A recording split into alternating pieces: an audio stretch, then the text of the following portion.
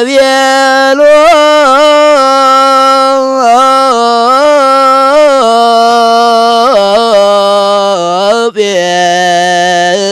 ጴጥሮስ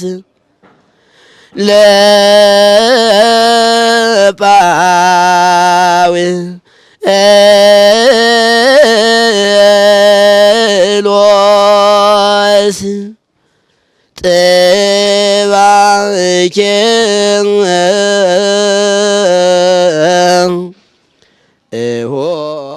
በስመ አብ ወወልድ ወመንፈስ ቅዱስ አሐዱ አምላክ። በመላው ዓለም የምትኖሩ የእግዚአብሔር ቤተሰቦች የቅድስት ቤተክርስቲያን ልጆች ሁላችሁም በያላችሁበት ጽንፈ ምድር እንደምን አላችሁ? እንደምን ከረማችሁ? የእግዚአብሔር ሰላምታ ይብዛላችሁ። እንደ እግዚአብሔር መልካም ፈቃድ የተለመደውን የሐዲስ ኪዳን ትምህርታችንን እንማማራለን። የማቴዎስ ወንጌል ምዕራፍ 26ን ዛሬ እናያለን።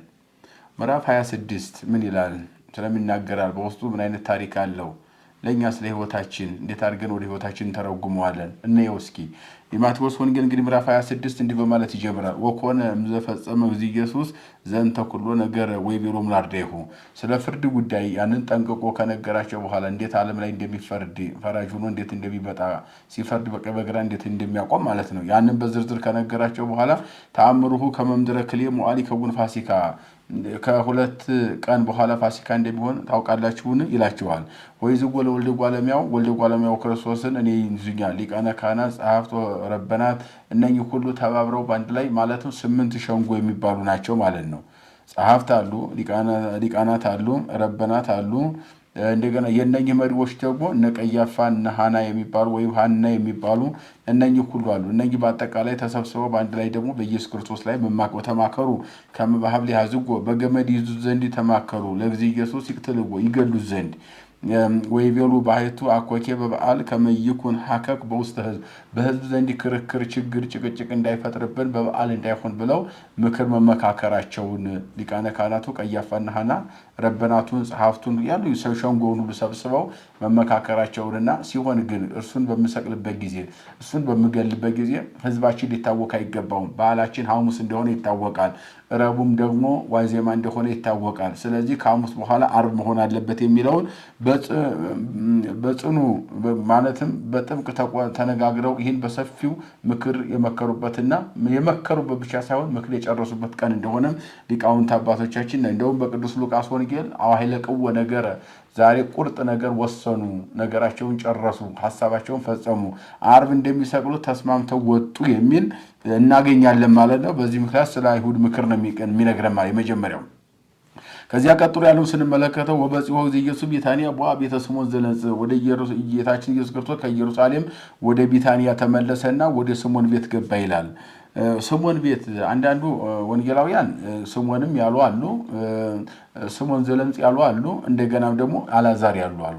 አልዓዛር ይላል አንዱ ደግሞ ስምዖን ይላል። አይጣላም ቢሉ አይጣላም። ዮሐንስ አልዓዛር ይላል፣ ማቴዎስ ደግሞ ስምዖን ይላል። አይጣላም? አዎ አይጣላም። ምክንያቱ አሉ ሊቃውንቱ አልዓዛርም ስምዖንም በአንድ ግቢ ይኖሩ ነበርና በግቢው ስለተገኘ በስምዖን ቤትም ብሎ ቢጽፍ በአልዓዛር ቤትም ብሎ ቢጽፍ ችግር የለውም ብለው ሊቃውንት አባቶቻችን ያስተካክላሉ። በስምዖንም እንበለው በአልዓዛር ቤት ወይም በስምዖንና አልዓዛር ባሉበት ግቢ ጌታችን ኢየሱስ ክርስቶስ ተቀምጦ ለድራር ለራት በተቀመጠበት ሰዓት መጻት ሀቤሁ በሲትን ተባቲ ብረሌ ዘምሎ ፍረተ ዘአልባስጥሮስ አልባስጥሮስ በሚባል ብልቃጥ ሽቱ ሙሉ ሽቱ የያዘች አንዲት ሴት መጣች እንደሚለው የሽቱዋ ማርያም የምንላት ወሰውጦት ዲበርሱ ለእግዚእ ኢየሱስ እንዘ ይረፍቅ ተቀምጦ ሳለ መታ በራሱ ላይ አፈሰሰችበት። ወሬዎሙ ዘንተ አርዳኢሁ ተሙዋን ጎርጎሮ ይቤሉ ተማሪዎቹም አዩና ተቆጥተው እንዲህ ብለው ተናገሩ። ለምንት ዘመጠነዝ እፍረተ አይጎለ ዛቲ ብሲት ይህንን ሁሉ ሽቱን ለምን ታፈሳለች? ለምንሳ ተሽጦ ለነዳያን ቢሰጥ አይሻልብን? ብለው ተከራከሩት። ሊቃውንት አባቶቻችን በሰፊ ተረጉሙታል። አንደኛ ሴቲቱ ብዙ ፈተና አልፋ ነው ወደ ክርስቶስ የመጣችው። መጀመሪያ ሰይጣን ኃጢአት ሲያሰራት የነበረ በፍቅረ ዝሙት እንድትወድቅ ያደረጋት ሰይጣን ወይም መንፈሰ ዝሙት ሆኖ ሲያሰራት የነበረ ሰይጣን መንገድ ላይ ተቀምጦ ነቢሮ ሰይጣን በማይከለ ፍኖት በአምሳለ ወሬዛ ሰናየላሂ ይጸና ነው የሚለው። ይጠብቃን ነበር መልካም ወንድ መስሎ። ከዚያ እሷ ስትሄድ ወደ ጌታዋ ሽቱ ይዛ ወርቋን ሽጣ ወደ ሽቱ ቀይራ የተለየ ለነገስታት የሚቀባ ሽቱ ይዛ ወደ ክርስቶስ ስትሄድ መንገድ ላይ ጠብቆ ማርያም አላት። እሷም ዝም አለችው። ባትነግሪ ወይት ልትሄጂ ነው አላት። ዝም አለችው። ባትነግሪኝም እንግዲያ ወንድ አይተሽ ልትሄጂ ነው አላት። ፍቅር ያላለቀበት ወንድ አይተሽ ነው አላት። በትንሽ ገንዘብ ብዙ ገንዘብ የሚሰጥ ወንድ አይተሽ ነው ብሎ በግብሯ በሚያውቃት ስራ በዝሙት ወንዶች ጋር ብቻ የነበራትን ክፉ ግብር ያውቅ ስለነበረ በዚያ ብሏታል። እሷም እንግዲያ ላልከው ለዚህ ዓለም እንግዲያ የሆነ እስካሁን ድረስ እንግዲያ ሆኖ የማያውቅ በፈጠረው ስጋ በተዋህዶ እንግዲያ ሆኖ የመጣ አምላክ መጥቷል፣ ወደሱ ሄዳለሁ አለችው። ያ ፍቅር ያላለቀበት ላልከኝም ደግሞ የዚህ ዓለም ፍቅር ወረት ነው፣ ያልቃል። ፍቅሩ የማያልቅበት ምንም የለም በዚህ ምድር ላይ ሁሉም ወረተኛ ነው። ወረት የሌለው ፍቅር አገብሮት ለኔና ለኃጢአተኞች ሁሉ የመጣ የፍቅር ባለቤት ፍቅሩን በመስቀል ላይ የሚገልጽ እርሱ መድኃኒቴ መጥቷልና ወደሱ ሄዳለሁ አለችው። በትንሽ ገንዘብ ብዙ ገንዘብ የሚሰጥ ላልከው ደግሞ ትንሽዬ ሽቱን ያርከፍክፍ ያለ ከእግሩ ስር ወድቄ በፀጉሬ እግሩን ጠርጌ ይቅር በላይ ብዬ አልቅሼ በትንሽ እንባ ዘላለማዊ መንግስቱን የሚያወርሰኝ ጌታዬ መጥቷል ብላ ሰይጣንና ሳፍራ እንደ ጢሳትና ወደ ጌታዋ ሄዳለች። ከዚያ ስምዖን ደግሞ አትገኝ ብሎ በር ዘጋባት። ኃጢአተኛው በኃጢአተኛው ላይ በር ሲዘጋባት አትዝጋባት፣ ትግባ ክፈትላት ብሎ ንጹሐ ባህሪ ኢየሱስ ክርስቶስ እንድትገባ ማድረጉን ብዙ ጊዜ አንተ ቤት ቆይቻለሁ ለእግሬ ውሃ አላቀረብክም፣ እሷ ግን ሽቱ አንጥታለች ያለ ብሎ ስምዖንን መገሰጹ። ከዚያ በኋላ ደግሞ ሌላ ፈተና ደግሞ ከስምዖን ቀጥሎ ሶስተኛው ፈተና ይሁዳና መሰሎቹ ለነዳያን ተሽጦ ገንዘቡ መከፈል ሲገባው እንዴት ታፈሰዋለች? ሽቱ ከምትገዛ ከምታፈሰው ለነዳያን ተሽጦ ቢሰጥ ብሎ ምድያም ምጽዋት ጠባቂ የነበረው ይሁዳ ይህንን ተቃውሞ ማቅረቡ እሱም ደግሞ የውስጣቸውን ስላወቀ ይሁዳና መሰሎቹን እውነት እላችኋለሁ አማን አማን ብለክሙ ለነዳያንሰ ዘልፈ ተረክብዎሙ ድሃዎችን ዘወትር ታገኟላችሁ፣ በጊዜ ፈቀድ ክሙ ታሴኒው ለክሙ በደስ ሲላችሁ ስታገኙ ታደርጉላችኋላችሁ። አኮ ኪያየ ዘተረክቡኒ እኔን ግን አታገኙኝም ብሎ አጠቃላይ የጠየቁትን ጥያቄ ሰይጣናዊ ጥያቄ መልስ መስጠቱንና አፍ መዝጋቱን ይቺ ሴት ከዚያ ሁሉ ፈተና አልፋ ከ36ቱ ቅዱሳት አንስት እንደገባች ሊቃውንት አባቶቻችን ያስተምራሉ። ማለት ፈተናን ማለፍ ለቅድስና እንደሚያበቃ ከሷ እንማራለን። እሱ እንደውም ምን አለ? በሀበ ሰበክቦ ለዝንቱ ወንጌልን በሰበካችሁበት ዓለም ሁሉ ንግሩ ላቲ ይህን ድንቅ ስራ ያደረገችውን ነገሩ ለመቃብር ያድርገዋለችና ብሎ እንዲነገርላት ሁሉ ጌታችን መመሪያ ሰጥቶላት ይሄው ህይወቷ እየተሰበከ ይኖራል ማለት ነው። እዚያ ቀጥሎ ወበቀዳሚ ተለተፈዝ ቀርቡ አርዴሁ ለዚህ ኢየሱስ ይበልጎ ባይት የተፈቅድና አስተደሉ ለከ ተብላ ፍሳ የፋሲካን በዓል በሚያዘጋጅበት በመጀመሪያው ቀን ጌታችን ኢየሱስ ክርስቶስ ሐዋርያት በየት እናዘጋጅልህና ራት እናድርግ ደስታ ወይም ፍስሐ ማለት ፋሲካ ማለት ነው እናክብር አሉት። ወይ ቢሮሙ ኢየሱስ ሁሉ ውስተ ሀገር ሀበገሌ ወደፊታችሁ ወደ ያለ ሀገር ያው ስምዖን ነው ብለውታል ሊቃውንቱ።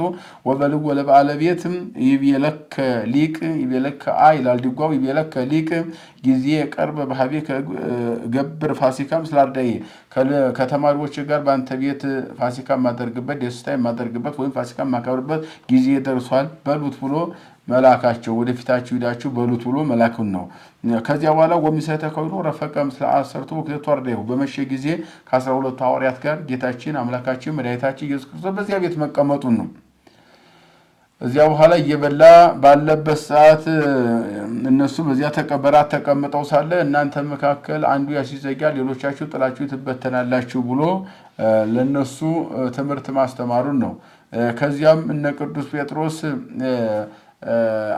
እኔ አልክድህም ሁሉም ቢክዱህም ለመኩሎም ክዱ ከአንሰ ገሙራ ይክደከ መውት ምስለከ ሁሉም ቢክዱን ያልክድህም ሞት አለብኝም ካንተ ጋር አብሬ ሞታለሁ ብሎ ጴጥሮስ ቃል መግባቱን ጌታችንም ስንሰት ክደኒ ዘንበለይን ቁዶሮ ጴጥሮስ ጆሮ ሳይጮህ 3 ጊዜ ትክደኛለህ ብሎ ከዚያው እውነታውን እንደነገረው በአንጻሩ እንደገና ወደ ወጭቱ ወይም ወደ ድስቱ እጁን የሚያወርደው ተረኛው ይሁዳ ጌታችን አሳልፎ እንደሚሰጠውና አስቀድሞ እንደተሰራለት በሕጉ መሰረት ይሄዳል አሳልፎ ይሰጠኛል ሞታለሁ ሰቀላለሁ ብሎ ሁሉ ነገር ዓርብ የሚሆነውን ሐሙስ በዝርዝር መናገሩን ይነግረናል። ሌላው ደግሞ ሥርዓተ ምስጢር ነው የሚመለከተው። ይሄ በዕለተ ሐሙስ የምንለው ወይም የሐዲስ ኪዳን ሐሙስ የምንለው የሐዲስ ኪዳን ሥርዓት የብሉይ ኪዳኑ የነበረው የመስዋዕት አይነት የእንስሳ ስጋና ደም እሱ ተወግዶ አማናዊ በግ ኢየሱስ ክርስቶስ ወደ መቅደሱ እንደገባ በዝርዝር ይነግረናል።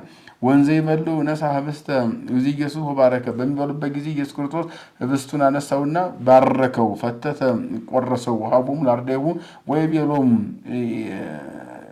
ቆርሶ ሰጣቸውና እንዲህ አለ ብሉ ዝውቱ ስጋዬ ነገ በቀራንዮ የሚቆረሰው ስጋዬ የሚፈሰው ደም ይሄ ነው ብሎ አማናዊ አድርጎ ይህን መስጠቱን በዝርዝር ይነግረናል ማለት ነው።